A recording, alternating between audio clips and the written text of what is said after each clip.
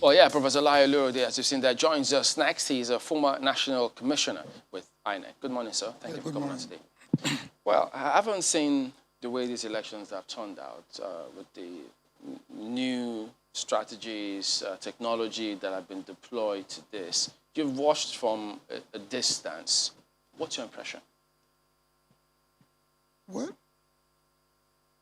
I have a mixed impression about INEC's outing in Anambra State. First of all, what comes strongly across to me is that Anambra is a paradox. The resolution of that paradox somehow can be said to be salutary. In other respect, I think there seems to be tremendous room for improvement. What do I mean by the reference to Anambra as a paradox? Yeah. Here is a state where, personally, I had thought that there was no way you're going to have any election there at all. Say 3 weeks, 2 weeks, until the governors in the southeast, their intervention appears to me to be miraculous, that they were able to douse tension, and they were able to sort of engage the critical stakeholders in the state, especially HIPOP and the group that it represents, to see that at the end of the day, the crisis we have had to be resolved in a civil way, which elections represent. That the elections took place at all, I would say, congratulations to Nigerians, congratulations to the people of Anambra. But I don't think we've had the best election. In the sense that some of the persistent challenges and conundrums during our elections, I still saw very strong manifestations of them. Like which one? Both at the front end and at the back end. Okay. Let me talk about the front end challenges that we saw. Yeah. I think there's a need to improve on the register. I doubt between 2010, when the register was compiled, I knew under JEGA there were efforts to sanitize the register. What do I mean by the register? Mm-hmm. The register probably still contains names of people that had died between the time of compilation, continuous voter registration, and today. Was that a huge problem for these elections, you think? No, not necessarily a huge problem. But the point is that when you're talking about you have this number of votes in order to conclude the election, it can become a challenge. I don't think you need that number. So it's like exaggerates the margin of win or under-exaggerate, but likely to exaggerate. But more importantly is with respect to some of the manifest indicators of good elections. One, the issue of logistics, timely commencement of elections. But again, some of these are beyond INEC. Beyond INEC? Some of them are beyond INEC. What, like which one? Oh, logistics, for example. INEC alone cannot deploy to the field. It alone cannot deploy the security agents that have to be in the field. Okay, now before you speak about the back end, on this particular point, when you say INEC alone cannot deploy, INEC requests, they have a budget. They present a budget time and again. It's beyond budgeting. That's the mistake we make. It's beyond budgeting. I'm building up to that. Even if you have all the money. I'm building up to that. Okay. So when they go with all that defense, they are supposed to highlight, look, what challenges are there for them that they can't handle? They've been conducting elections for like forever. So is this supposed to be is this supposed to be tenable to Nigerians that in spite of all that allocation, and then they tell us it is beyond them and we're supposed to accept it? Let me say this. When I say some of the challenges, especially some of the persistent challenges and conundrums, were beyond INEC because INEC alone cannot do it. Election is about partnership. Election is about partnership. How much control will you say INEC has over his staff? You can only appeal to them, behave yourself in the when you've done everything. You still have staff that will be unscrupulous. What do you do about them? then you will respond to them, but not immediately on the field. Yeah, but That's one. But more importantly is the issue of logistics. The deployment of election materials, even technology, may be beyond INEC because you need to train people. You might have done the best training that you taught, but again, when they get to the field, they might not be able to respond to some of these persistent challenges. Well, Prof, so you spoke about, my apologies, sir, you spoke about partnership. Yes. And I think that's where it all comes to. But even in every partnership, there has to be a lead. Which role INEC is playing when it comes to elections? INEC partners with security agents, INEC partners with state governments, INEC partners with those... Can I mention one, which is really critical in terms of deployment, in terms of logistics? Yeah. INEC, sometimes in 2011 or 2012, had reached a robust understanding, memorandum of understanding with Nigerian Transport Union. In 2015, they deployed, NURTW deployed all its arsenal. You know, it had a large spread all over the country. All over the country. Supposing for certain reasons, for certain unethical behavior, that cooperation was not forthcoming on the day of the election, which is possible. It goes to the same issue. Yeah. What's the discipline? What's the consequence? But that can be resolved there and then. I agree. That will be a post-election review. But this reform. is not a one-off challenge, Prof. It's something that's been happening every time. We've always, to the point, you would remember a point that INEC had to postpone election because of this challenge. No. So if, just 1 second, Yeah. what are the consequences when there is a weakness in the link on the field? There has never been one. No. Because if there was any, there would have been a strong enough system to forestall any such happening. So the question here is, how can we forestall such letdowns, such weakness in the link? How can we strengthen the link such that we don't have that kind of challenge from time to time? Yeah, Today it is logistics. Yeah. Tomorrow, and it's logistics of moving things around. Yeah. Tomorrow it could be the logistics of security.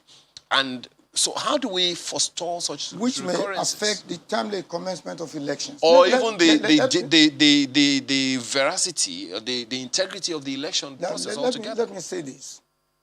See, in some other countries, some of the challenges that INEC confront will be resolved through patriotism and the zeal that this country belongs to us. We have to get this election done, whatever the cost. And you say a number of people, volunteers, coming to the field.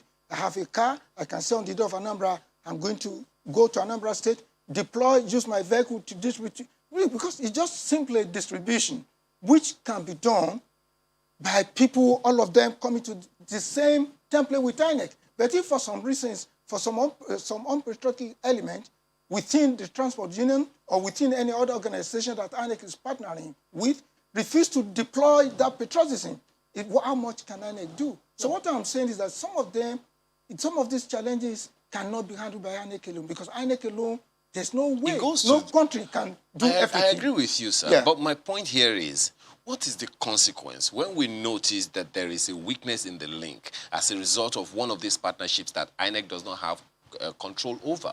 No. Is there anything that can be done to ensure that that doesn't happen again? Some of these elements that get thrown up unexpectedly during elections, when they are resolved, they are factored into the next election. And that is why probably you will not see most of those challenges again in the next election, but new other challenges will come up again, and you need to respond to them. You have to continuously improve on the integrity of any election. You learn some lessons, share those experiences with other stakeholders, put everything on the table, then you move on. But assuming that were the case, we hear time and again when we ask INEC, they what always I'm saying, tell I us. don't even know the level of cooperation. What I'm really saying is that already INEC has embedded assets in some of these. I want to see INEC building on them, improving on them, and making sure it's not a partnership that comes to the open only close to elections. There should be a way of playing it out, testing it, and making sure that the partners are there for you all the time. And that's what we're trying to build on, because we don't want to give, or we shouldn't be given the impression that if certain things don't go right, well, INEC, they throw their hands up in the air because if the country spends that amount of money, it will be unacceptable and inexcusable for INEC to tell us that, well, it's because we were not in charge of logistics. And so they know this all the time. They go before press across the country and say, we are ready for the elections, time and again. So they can't keep telling us it's logistic problem or that there are no volunteers. There are thousands of volunteers in this country that can come up But again, and let this happen. again, Chamberlain, you need to be selective. You need to be suspicious of some of these elements that we say parade themselves ostensibly as non-government organizations. They want to help the electoral system.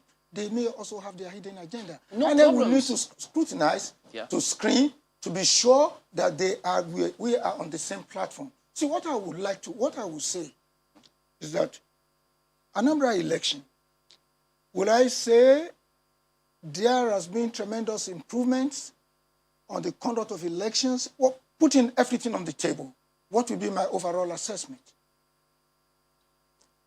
I wouldn't score INEC very high, but I won't score INEC very low.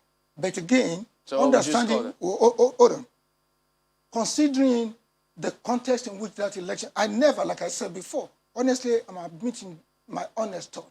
I never knew there would be elections in Anambra. That election took place at all. I would say kudos to INEC, kudos to all the other partners in the election, all the other stakeholders, the governors of the Southeast, the people of Anambra State. But for the dexterity of some electoral officers, some of the people working for INEC, and the dogged determination of the people of Anambra, there will have been no election in Anambra State. No. So challenges, of course, there are, but you must understand the context of those challenges. I'm not here to defend INEC because we want to see improvement in the election. So I want to see a reduction in time being invested in election. And I think I saw a bit of that. Though election did not commence throughout on time. Timely commencement is a challenge. Diplomacy was a challenge. Technology also is not working. I would have thought there should have been massive testing, and I've always cautioned. So who do we blame for that technology? Hold on. I would blame INEC. I would blame INEC in the sense that maybe there's not been proper training of its ad hoc staff. You understand? Maybe those machines have been held, and they are being those are new technology. The beavers. INEC recently procured them. If they are new, then there may be problem with training of staff. So I would be asking INEC, please, for subsequent election, the only luck we had with Anambra State is that just a one-off election.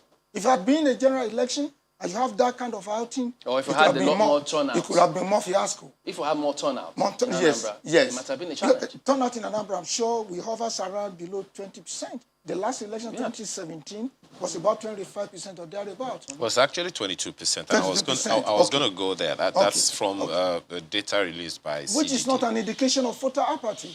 It's not an indication that people are not willing to vote, because there are all kinds of obstacles erected on their way to the polling unit in terms of trepidation, fear, whether elections will hold or will not hold. But overall, I think there are challenges that are persisted, which are frustrating, which shouldn't happen, because, like you said, the country had invested so much in this electoral process. Yeah. The budgeting for election is so huge, and people are wondering, what is the outcome that we should be thinking about reducing the cost of election, not increasing them every time. Hold on. Again, do you have any choice? There are no other better ways of resolving conflict, pursuits about development. Is there a role for the law in that, in resolving electoral conflicts? If you ask me, I would say that electoral system, is overloaded. There's an overdose of legislation. That's not what you need. What you need, and unfortunately, you cannot legislate about it, is the mindset of an average politician, the mindset of an average elector. And I'm sure we are getting to that, where people will see money and they will say, no, we don't need your money. So you will be reducing the massive injection of money into the electoral culture. But when you say the mindset of the politician can't be legislated, I agree. But the conduct of the politician of course, can be. Not completely, because you also need to have electoral offenses commission. But that alone is not enough. Ghana also conduct elections. But people are more ethical. People show tremendous commitment. I'm building to something, yes. Prof. When you talk about, the mindset cannot be legislated, but we can. The conduct is legislated. So one wonders if there is a role for the politician. Maybe not for INEC. maybe is there a rule in the law that any form of legislation or conduct or rule of engagement Go or and look at the whatever amended that Electoral will Act. say that the politician who errs is disciplined or... It's there already. People have been sent to jail for electoral malfeasance. But that Calabar doesn't is a stop them. recent one. People are dead, just like corruption. People Sorry. steal. Is it to say The then, laws are stringent. I asked that advisedly, is it to say then that it is the law is not strong, the punitive It's the measure is not impunity. strong enough? Well, I think deterrent, the element of deterrent is very strong as well. What I think is missing, that is why I said you cannot legislate good governance. People also have to make up. Look, like I said, the INEC is just an institution. But that institution on its own cannot perform miracles. People are thinking that INEC can perform miracles. No, you need partnership to be able to deliver on credible elections. That partnership, the stakeholders, politicians are there, electoral INEC staff, they are there, security agencies are there, the private sector is there. There are roles for all of us. If we are not on the same platform, the same synergy, we need more synergy. Look, you saw the altercations between that electoral officer for one local government and the doctor of law from the University of Calabar. They were both INEC officials. No, one is ad hoc staff, And the other one is the other one is returning INEC officer. staff. There should it's partnership. There should be synergy. There should not be discordant tones. But you can see, they disagree. It's a fundamental disagreement. But that's supposed to be INEC's, both we of didn't them. know what I'm To saying. make sure that they work together. Yes, that's what I'm saying. But look, the chairman of INEC will be in his office. He cannot preempt the conduct of, he can put laws in place. If you did this in the field, you'll be sanctioned. Of course, that is there. But you will have committed an electoral crime. Yeah, but Prof, we shouldn't forget that we've done these elections before. And that is why I said we had an improvement. Those persistent challenges that recurred, those recurrent challenges ought not to be in place. And we're spending more money now than we spent during of course, everything Jiga's has time. gone up in terms So of cost. why should what are you not spending more money on? Spending more money on roads, spending more money on this. You see, I think we need to get things right. Chamberlain, you see, my concern are Nigerians in their mindset. Are they ready? Yeah, but what we saw in Anambra, what happened, how completely different it was from several other elections where usually there's a lot of violence. But this one, you said you were pleasantly surprised. No death in these elections. Yes. And then the violence... The fiasco was actually reduced. Exactly. But again... So this is an improvement in that regard. At the back end, at the front end, you see some of these things. We're talking about logistics. So what's the back end that you were going to speak about? No, it's about the planning. Oh, the planning.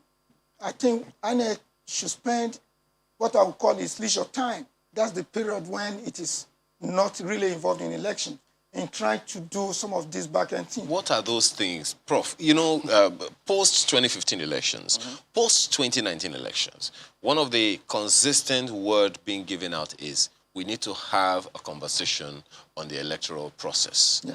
We have been talking about talking until now. No, the doing is taking, something is happening as well. We're you need a comprehensive review of Anambra to know areas where at INEC improved, just a second, Prof. where at INEC really faltered. Prof, the issue here is we are talking about talking. We haven't even had the talk.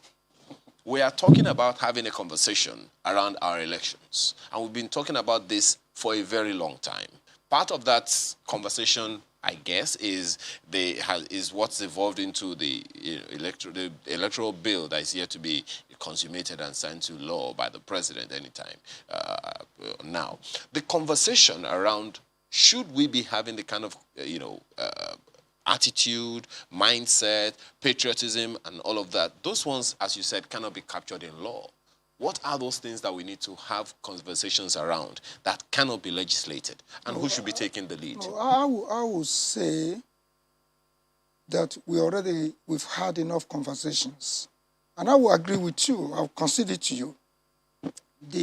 What is left, one philosopher said that previous philosophers had interpreted the world.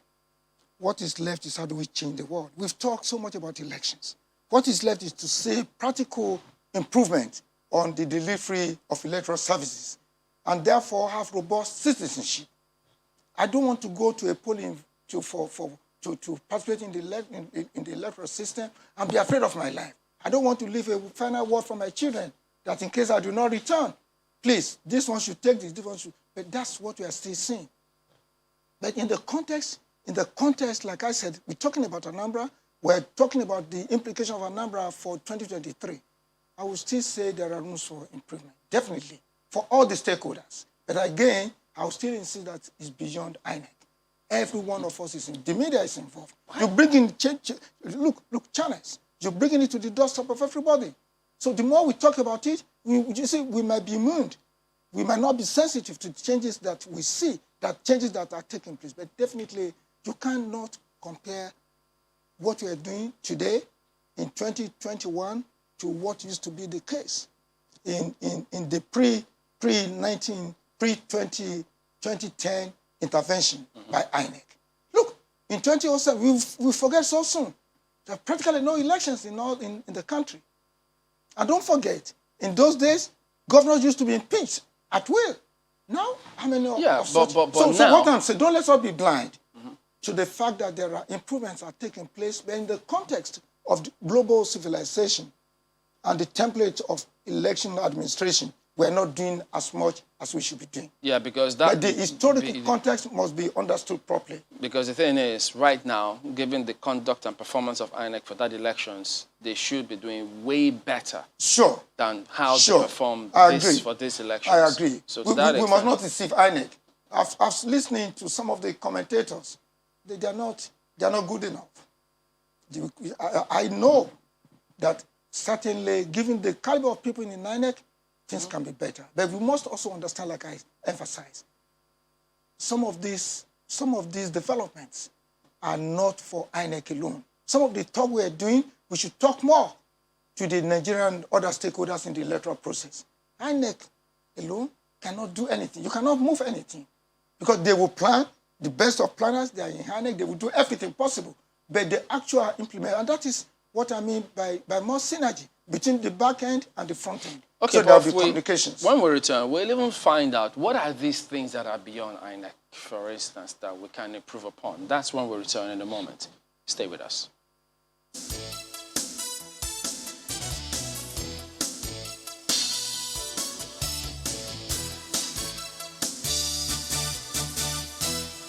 Welcome back. We are with Professor Lai Oloro, the former National Commissioner for INEC. We're going to talk about what it is that we need to do such that at the end of the day, we don't need to worry about whether or not INEC will do a good job, at least take care of their own end of the bargain.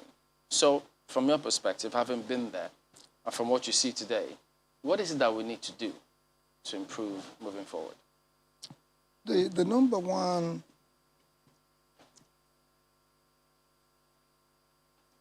impediment to conducting elections that could be rated as above average relates to two items in the forefront that are very critical. One is technology, the other one is logistics. Unfortunately, these two are beyond INEC in a way. Technology beyond INEC? Yeah, in a way, yes. How? Because it requires partnership with the provider of that technology. And there's no assurance that it's going to work 100%. And that is why in some quarters, you see the luck we had in Anambra, the failure of technology could not be said to be in the area of strength of any of the political parties. They were randomly spread.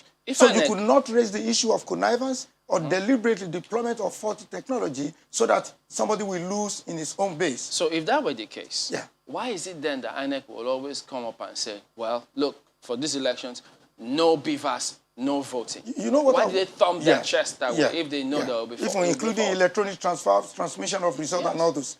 Look, it's the way the world is going. Look, some countries in Western Europe, they are reticent at full deployment of technology to elections. So what we really need to do is I'm not sure we are piloted enough. We haven't piloted some of this technology well enough. And for future elections, for 2023, I will be urging INEC, please stay away from full deployment of technology. Let it be partial. I agree with the stakeholders. We're going to deploy in two states in each of the regions of the country, not all. Because, but wouldn't that be seen as one step forward, two steps backward? No, no. You see, you're perfect. You're perfect. If I want to teach my illiterate mother how to use a laptop or how to use a sophisticated gadget, telephone handset, it will take me time. If I want to teach you, if you want to teach me, you will not spend so much time. You see, you have to be circumspect. That technology doesn't provide all answers to your electoral challenges. But that doesn't mean that we shouldn't deploy fully. They can deploy, but have backups. Oh, well, maybe you have backups. You're talking about cost. You know, this is technology should reduce the cost. No, manpower. But if you have to, if you need to have backup, you know the implication. In some other countries, you'll not be talking of. You also have to be alive to the possibility that those technologies can be stolen. How do you replace them? They can be hijacked. Anything can happen. You see, that's number one. Number two is that's number one. Number two is the issue of logistics. Logistics is very primary to everything you want to do. If there is sabotage by some set of transporters and they decided not to deploy to areas on time because they believe the opposition is going to have an upper hand, what can INEC do to respond to that immediately? That's why I still believe we need them to reform our mindset. What kind of a country do we want? How far are we ready to go to put on a patriotism cap? You know, well, one of the things that you have also said earlier, Prof, aligns with the fact that INEC needs to partner. Now, who are these critical partners that INEC has to work with for the elections? Let me take logistics, for example. It's either INEC looks in the direction of private transport owners, NURTW, or if it thinks that it's too politicized, look into the providers, other providers in that area, like some of these long distance buses or whatever, to partner with them. You can even toy with the Okada people because they have massive network. Their coverage is huge. I'm not too sure about the Okada. No. You see, you need to not the way they drive. No, maybe he's talking about the logistic, I'm the talking delivery. about the logistics. Those private delivery. Yeah, or look in the direction of private jet owners. Some of these jet owners, they can pull their jets on the line for the sake of the country to deploy. On a patriotic note, right? Yeah, on patriotic note. Okay. Yes, they just allow you to own it for a time. Number two is the discipline of erring officers. How much power has INEC got? In India, for example, when policemen are deployed for their elections, it's like the overseer of the election assumed the position of the Inspector General of Police for the period of the election. He had control in terms of their discipline. If they err, they can be sanctioned. But in this country, you still need to make a report to the police, and it hasn't any final say. Even for NYC members, it takes time if they misbehave. So INEC need more control. But with the NYC, I think they've always spoken about how willing and ready they are. All they need is just provide them security. They will always be willing if to they underperform, do all of if those they connive, if there is, you can't deal with that immediately. That's what I'm saying. From the results we've seen, what percentage of a performance or connivance have we seen for youth corps members? It's rarely. No. It may not be much in this election, but definitely they do run away. They do run away on the day of elections. For fear of security. In Anambra State, for fear of insecurity. Exactly. So not manipulation. What do you do?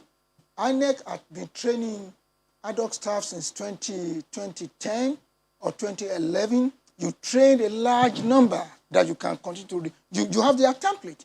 You can continuously recruit. You see, somebody who has done one election, you cannot compare to somebody who has done about 3 or 4 elections. In terms of performance, in terms of outcome, in terms of dexterity, understanding, and professionalism. Yeah, but INEC uses corps members who In most cases, they train them and send them out. Yeah. No, what I'm saying is that if you continuously engage a number of ad hoc staff who had performed in previous elections, you just add a few new members to them, you enhance the professionalism. But how much training do they actually require? Isn't it just to deploy, in this case, the BVAS technology? It's not that easy. No, but if you're getting core members, if you're making a case for persons who you have trained previously, I'm not sure that would apply in this case, because if this BVAS is just newly acquired, even if you had old members of old ad hoc members, you still need to retrain them for this purpose. So no, it's the the same training. refreshers training is what you're going to do. You're not going to It's the start same up thing. an issue. No, it's different. From It's using different. this equipment, which they just procure? No, it's different from just bringing them in. They're freshers from the university. The only qualification they had is that they're serving NYC members. If I've had people that are trained before in the past, and I'm recruiting from that, 70% of my staff, 30% from the new staff, it's going to be a different outcome. In other words, we should unbundle INEC. Is that what you're suggesting? Will that be a way forward? That is, of course, you can, NYC is providing the core of ad hoc staff. You can continue to rely or outsource the training to NYC to do. But what I'm saying is that you are not making use enough of embedded assets that you already have. If I've trained you before, 3 years ago, 4 years, and I've been doing refreshers course for you online, it will be different from somebody who I just pick on the street and I just train. So who are these embedded assets that you've trained? The former core members? Previous core members? Yes. It's an asset in them. They're there. Yeah, but If I've distributed materials for you before, election material before, as a road transport union, and you now come to me again, this job is coming around again, it's going to be different. If I introduce new people every time, I it's get not that, going to be the but same. if you have to go that way, how do you then guarantee, because any core member can finish service and decide to join a political party? Am I supposed to go back to that person because I trained them before and bring them back in? No, it doesn't stop you from joining political. We are talking about, you see, we're talking about commitment. It's different. No. Bro, Are you saying that if they are members of political are you saying parties? that INEC staff, they are not sympathetic to parties? Are you telling me I was not? You can. It's different from doing elections. It's professionalism. Is it the same thing? How will you change the template? How will you change the outcome of elections? So one must really be a mad person to wanting to use that to alter the electoral template. So no. Is being sympathetic. We should not, because the you see, we're not, again, you're talking about this enfranchisement of security agents during elections. Is that fair? In other countries, they allow them to vote. We'll come to that, but I need to ask. Yeah. Is it the same thing when you say being sympathetic to a political party? Is it the same thing as being a member? Because my point is, if ad hoc members of staff who were youth corps members at the time, 2-3 years ago, have been trained and they left service and joined the political party, become a card-carrying member, will that be right to bring them back on, irrespective of them being a member of a political party? It doesn't matter to you? So should we then disenfranchise them? Should we then stop using the asset embedded in them just because there's no law? No, you don't think there's anything wrong in using that? Are you telling me that my political affiliation, my political crisis, my political ideology is frozen because I work for INEC? The answer is no. What is important is what do I do on the field? So it's an open thing. But I go to the election. But, Prof, that balance is delicate. Oh, so you prefer that? No, let's understand it. You said the other time that in some other climes, some of the things that we that are not allowed here are allowed. You talked about patriotism. Yeah. And I mean, there are those who work in election or in the electoral process in other climes, and for the name of patriotism, they will jettison party, pecuniary, personal interests for patriotic interests. Would you say the same for our client? No, not yet. But you're asking me That's a question. The question no, he's the asking. question you asked me before is that what is the way forward? Yeah. And I say I would prefer to live in a country where the fact that I'm a INEC commissioner does not automatically disenfranchise me. Where I'm a commissioner of police, I can go, vote in the morning, then deploy, go to my other station to perform my duty. They are two separate activities. One is about my citizenship. You're not telling me that ideologically I should be frozen, I should have no say now I'm going to be run. Look at the number of policemen that are involved. Look at the number of NYC members that are involved. So you will not allow them to participate, make a decision, make a choice for how many years. If I get involved in INEC for 10 years, for 20, 30 years of my life, then I will be frozen in terms of making choices. We're not saying we that should they be should looking be frozen. at the possibility of all those. That's what it means. No, we're not saying they should be frozen. We're just asking, since you suggest that, because we saw the outcry from Nigerians when they tried to appoint a member of a political party as a national commissioner for INEC. Yeah. So do you think Nigerians, haven't cried out that much, will then look the other way if what their I'm saying, card-carrying members in you INEC see, itself? there's nothing that is fixed about political affiliation. The fact that she worked in the presidency does not automatically mean that if she had to make a choice in Anambra State, for example, that she will have voted for APC.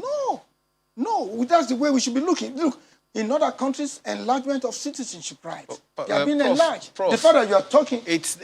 You are talking about the ideal versus the reality. Yeah. The ideal is what you're talking about. But our reality doesn't suggest what you're saying. No, look, we're talking about continuous improvement in our electoral system. We're saying deploy more technology, improve on your laws. What stops you from improving on citizenship? Their right to also have a say. If they're going to work in INEC for 30 years, how do we get to that point that you're talking about? Some of the things we are putting on the table now, they are the ways to go. They are the way to navigate the challenges that we have. There will always be challenges. Even if you resolve that, and you are sure you have a way of measuring my political affiliation, and you see it, 0 for PDP, 0 for APC, whatever. I may have for Labour Party or for any other party. What I'm saying is that, look, let us continue to trust the institution. Let us also continue to trust individuals. Okay, now they mean good. Okay. Otherwise, there will be nobody who wants to do anything. Everyone means well for their pockets, but it's for the patriotism that's the issue here. Now, you have talked about patriotism the other time. How do we get to that point? What are the things we need to do or teach? What word needs to be put out? You would agree with me, Prof, that, just a second, a number of people have a significant measure of distrust in anything that has to do with government. So talking about patriotism with a huge trust deficit, it's a very dicey dynamic. Good question. Good question. What is missing, what is making people to be so unpatriotic, patently and ruthlessly, is because they don't perceive this country as just. That's the truth. If I perceive that I receive justice, look, if I receive justice in the institutions that I deal with, that I relate to, from people working in the public sphere, when I get out of there, that will make me to also want to replicate and reproduce that level of trust that I had received. Otherwise, you will not be a complete personality. But if I don't trust, if I don't receive justice from those institutions, I'm likely to visit that institution with greater injustice. That's what we need to do more. In all our facets of life, let there be more justice. Look, one area where justice is very important.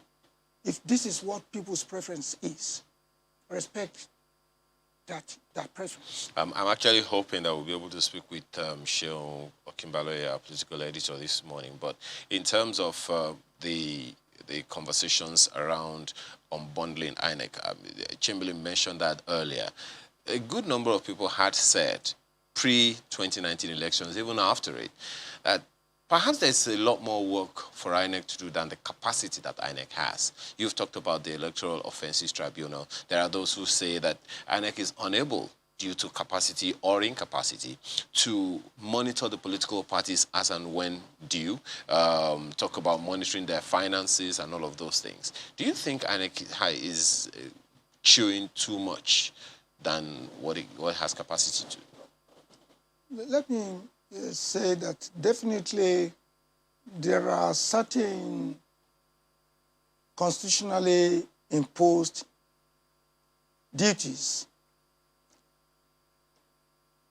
on INEC that can be outsourced, that other agencies might be able to do it better. One that comes strongly to me, given my experience in INEC, is that of registration. With all we are doing with data registration, compilation of identity, preventing identity theft, I think if you relieve INEC because there's nothing that says INEC should do that alone. Other agencies of government, you have the National Registration, NIMC or whatever, they just pull out the 18 years and above. Then you also have the National Population Commission. They look at people that have died. But we are not getting that off our register. New entrants may have challenges coming on board. But now I think INEC can ease that process because you can, with your phone, you can get online, you can perform half of the operation, then you go to INEC office to conclude. So that would be a major thing, a major burden on INEC. Secondly, is the issue of prosecution of electoral offenders. Presently, INEC does that. INEC cannot do it alone, need the support of the police to do. You can look at other bodies. But see, my fear is that I don't want to be seen as an advocate of multiplying bureaucracies in Nigeria. Because the mere fact that you take it off INEC, give it to another institution, another body to do, there is no proof that that body is going to do it better. What you have merely done is to multiply bureaucracy. But if I can benchmark an example, there's the Code of Conduct Bureau. Yeah. It doesn't prosecute its own cases. It goes to the Code of Conduct Tribunal. So there is a court for that. Do you think it's something that we can do for our election? In terms of electoral offenses? Yes. Oh, sure. Like I said before, other agencies of government can be saddled with that, but maybe not necessarily Code of Conduct Bureau. No, I'm just giving an example yes, of the two. It looks plausible, and it makes sense. It looks logical as well. But I think if INEC that task is outsourced or taken out of INEC, we might be seeing a cleaner register. But they set up election tribunal because it had to do with elections. They adjusted the process such that some cases don't stop at the Court of Appeal. It goes to the Supreme Court. They do these things when it benefits them. Yeah. So well, I think the way to go really is to have, you see, because asking electoral tribunals or the court, judiciary to resolve electoral process is not ideal. You know, when you just have a few justices sitting down there. They are also, some of them are camouflaged as they are politicians. You know, where everybody has to have that. You are infected with politics. Nobody is immune from politics. Nobody completely. They may not be there and they're hoping to campaign, but when they do, they argue logic of this, of that case, and they canvass position, they are canvassing political positions as well. So I wouldn't say that they are 100% immune. So resolving electoral challenges through the court is not the best, because you are now asking how many justices do you have? Just about 10 or 11 of them in an electoral tribunal to decide the fate of millions of people, which may go the other way. So you may not receive electoral justice. So I think we need to make sure we dispense at every level we are. Let's be seen to do more justice to the people of the country. And then you are investing in trust, in loyalty, in patriotism, and I'm sure people will have no choice but to pay you back in that coin. If people feel unjustly treated, that's what they will give back. So what are your expectations for today's elections? Yeah, I shouldn't think I don't foresee any serious challenge. I don't see a repeat of what happened in Kano. I also don't see a repeat of what happened in Imo. I wouldn't want to see what's also happening in some other states where it was clear victory was given to a party really that didn't win the election. We have seen the general trend, and I will expect that general trend is going to be concluded today by 6 p.m. or thereabout by 7 p.m. Otherwise, it's going to be tragic for the country. If the minority party wins or on technical ground, I want to see this election concluded on the trend that has started. Because the only way you can restore peace in Anambra, in the whole of the southeast, in the whole of the southwest, in the whole of the northeast, north central, everywhere, is to return to the electoral template, to define, so that people will know these are the people. If you elected the wrong people, good luck to you. Yeah, because a lot of the challenges we face in this country, they rise and end with our leadership recruitment process. Yeah. Because if you don't get that process then right, you're in trouble. You're in trouble. That's why we keep harping on some of these things to ensure that the right people come through. But from what you've seen today, are you optimistic? Do you see people who ordinarily have said, politics is too dirty, it's too violent, I won't go in because of what's going on? Do you think that perhaps what they've seen now in terms of deployment elections, do you think they'll throw their hat in the ring? I think there are positive signals from Anambra, which I think, in terms of, look at the caliber of people that the electoral process thrown up, who had shown interest. No, I don't see any of them that is a write-off, who had nothing to do before. We just saw, you see politics as a matter of life or death, who will be desperate to come to do it. Look at the comments coming from them. Very, very favorable. In the previous election, you will have seen them condemning INEC. INEC never did well. It's a write-off. They have so much corruption. Cancel the election. None of them have said that. And don't let us forget, the signal, we should remain very positive. Because we have seen countries that are trodden this path before, the democratization forces have been reversed. You have seen coup taking place. Don't let us just think that we cannot get back there. How do we we must avoid do that? everything. But you talked about justice the other Yes. time, as a panacea. Electoral so to speak. justice. So how do we get to that point? Because the electoral process doesn't begin and end with the election. No. It starts with the people who throw up political actors and all The of that. leaders who recruited leaders. So how do we get to that point that electoral justice is a given, not conditional these days? The role of INEC is to put smiles on the faces of the electorates, on the faces of contenders. That's it. By making sure that the final verdict does what? Reflect the general consensus. But what you are trying to do is to build consensus in Anambra. Wonder what condition will there be peace? You give me this candidate, this party, then we will support.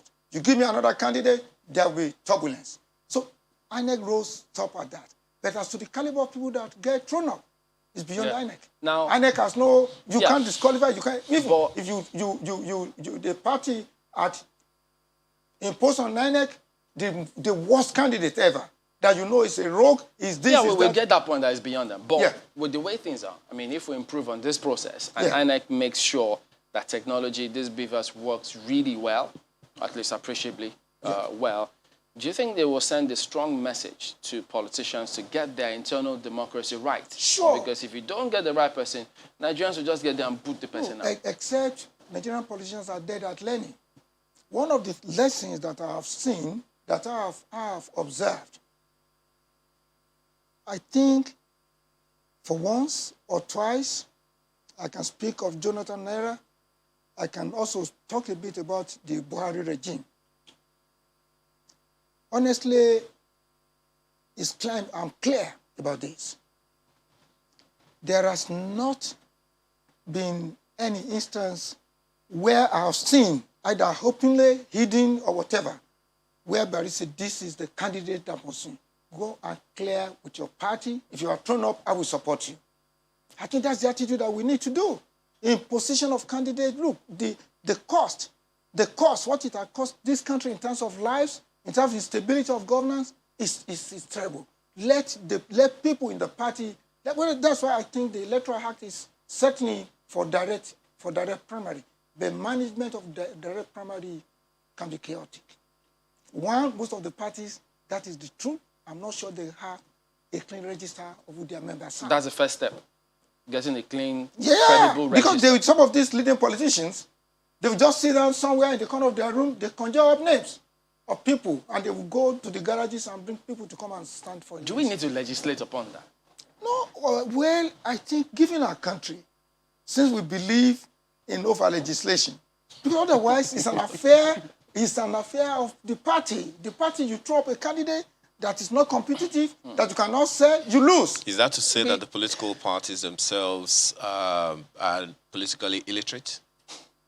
Well, I won't assess them as such. I think what I see more, the desperation knows no limit. I'm telling you, Chamberlain. From the little I've seen, they are desperate. And the mentality, you must deliver, you must win at all costs. What do you think is making that desperation possible? Why are they desperate? It's money, the money culture. Look at what they make. So I would rather, because if you lose everything. So, and that calls for reform. Shouldn't we find a way? It calls for reform of our electoral system. Is it of the electoral system of making political office not so attractive? That is one. But at the same time, they don't believe, even if you amend the law, a legislator will be on part-time, they will not take this much, they will look for how to cut corners. So what you need to do is to make all of them winners. I've been advocating for that. That addresses make everybody a winner. In a way, the winner takes all mentality. Yes. That is why the clamor for restructuring is also because winners, look, I've been the cooler, How do we make everyone winners? Because Prof, we have to go shortly. Look, how many parties are contesting? Look at the difference in the number of seats in 2015. 2015 much more closer than 2019 between the leading party, APC, and PDP. There was no party that had a landslide victory. PDP also had almost the same number of 1/4 in almost the same number of states as the APC. The difference was not much. But PDP for 4 years now, for 8 years now, by 2023, they remain the cooler. They cannot appoint a minister of government. They cannot appoint anybody. So except the government that won the election is generous and extend hands of praise, that one also is diminishing. That's where people are looking for the best. It should change. It's what is driving our madness. And, the desperado of politicians. It's too much. Because if a party that lost narrowly at the state had to be in the cooler, that's frozen of work. Everything is frozen. You cannot, even employment in the public sector, you might not be able to, nothing will be considered to you. But if I win 30% of the parliamentary seats, and I'm able to appoint 30% of the board of parastatals. That's proportional representation. Proportion, something like that, close to that.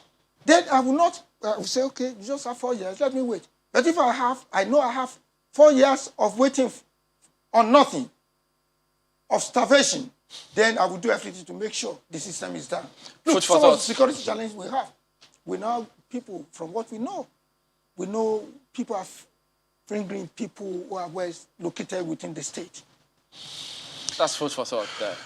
Professor Lai Olorode, former National Commissioner for INEC. Thank you very much for your time today. It's my pleasure.